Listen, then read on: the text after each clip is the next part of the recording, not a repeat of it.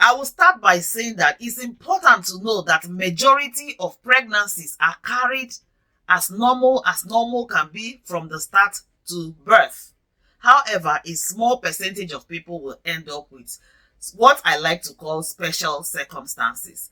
And this is what medically we call pregnancy complications. But for peace of mind and to reduce anxiety, let's keep it as special circumstances.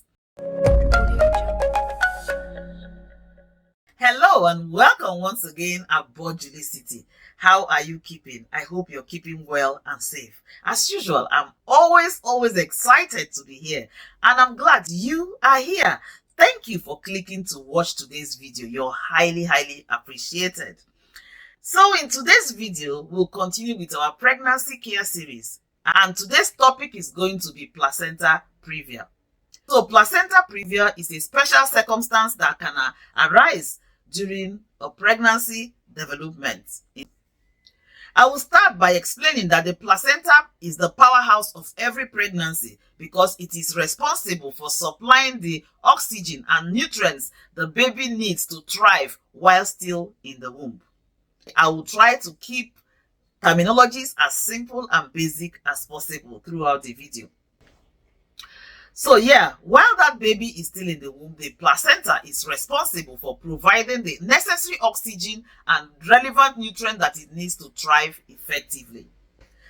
Usually, the placenta will be on the upper part of the womb while the baby is lower. But in certain small number of people, the placenta will end up locating itself on the lower part, thereby blocking the cervix. And you might ask, what is the cervix? The cervix is basically the doorway or the exit way into the vagina, which is the birth canal where the baby will pass through during vaginal delivery.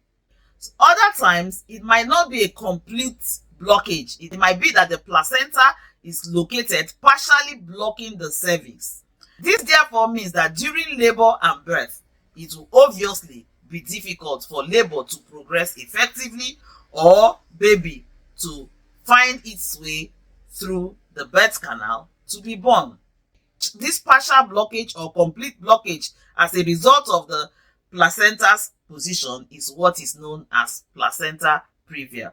Now, like I said earlier, a lot of women will birth their babies without any problems, but a small percentage will have some complications. It's also important to know that these situations, special circumstances, or what people call complications, are very treatable.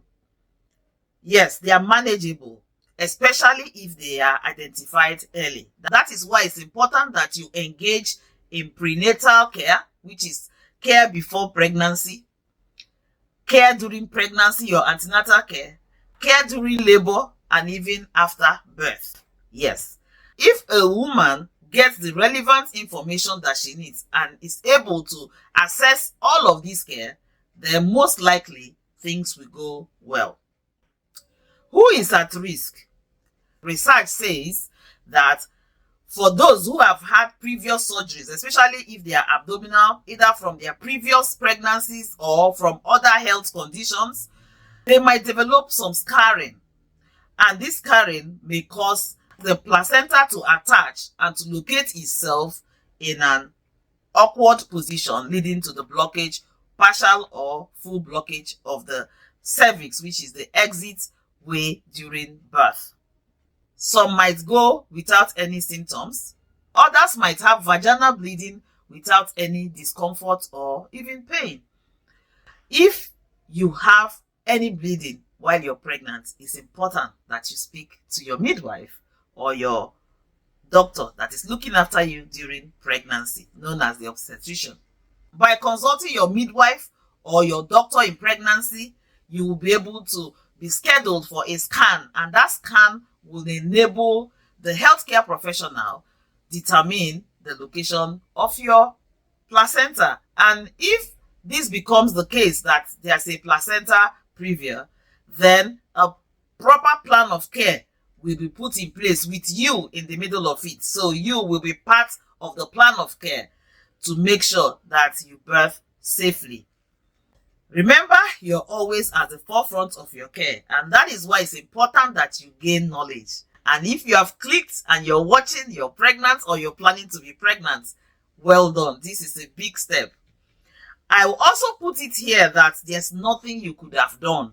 It is not your fault in any way. So I don't want you to be scared, worried that you are putting your baby in any harm.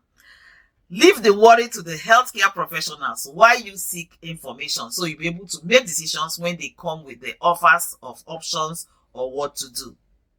Like I said earlier, it is not your fault and there's nothing you could have done in this case. However, it's important to share information, especially during your booking appointment.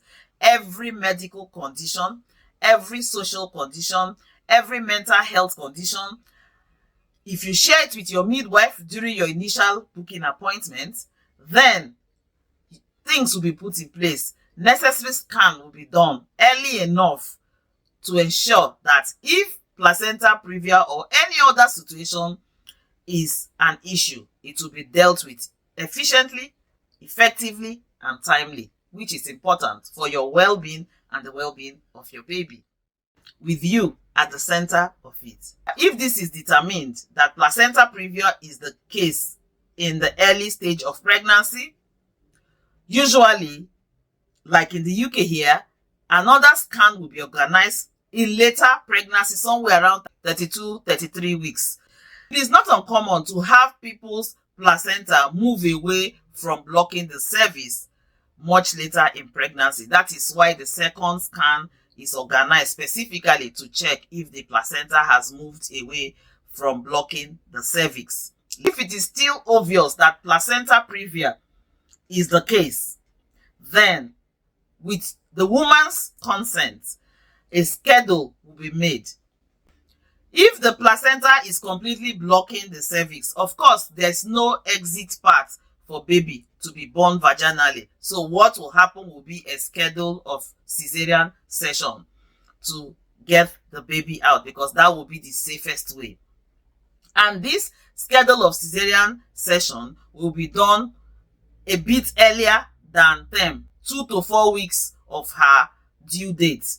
This is to ensure that the woman does not go into labor, which might end up compromising her or her unborn child. Because if the placenta, of course, ruptures, there will be a lot of bleeding, and this can be fatal, both to the baby and to the mother. That is why it is important that if you notice or observe any form of bleeding or any other thing that is unusual during your pregnancy, that you consult your midwife or your doctor looking after you in pregnancy.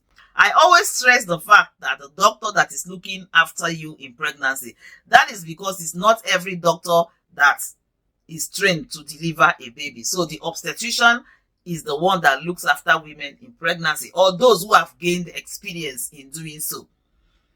So it's important that you consult the right healthcare professional, your midwife or the doctor that is trained to look after women in pregnancy, the doctor that you trust to look after you in pregnancy. I hope you found this information useful. I will reiterate again, it is not to cause you anxiety. It is to empower you with relevant information to make the right decisions and choices when and if the need arises. I hope you found this video useful. If you have, don't forget to give this video a thumbs up. By doing so, the algorithm recognizes that it is valuable and pushes it out to others. Also, if you've not subscribed to my channel, please encourage me by subscribing. Hit that subscribe button, make it go gray from black. Yes, and click your notification bell. That way you get notifications for all of my uploads as soon as I upload. Leave your comments. I love to hear from you. Questions, contributions, all welcomed in the comment section. Share. Until I see you next time, don't forget, your health is your wealth. Bye-bye. As usual, I'm always excited to be here, and I'm glad you are here. Thank you for clicking to watch today's video. You're highly appreciated. So it's important that you consult the right healthcare professional, your midwife, or the doctor that is trained to look after women in pregnancy, the doctor that you trust to look after you in pregnancy.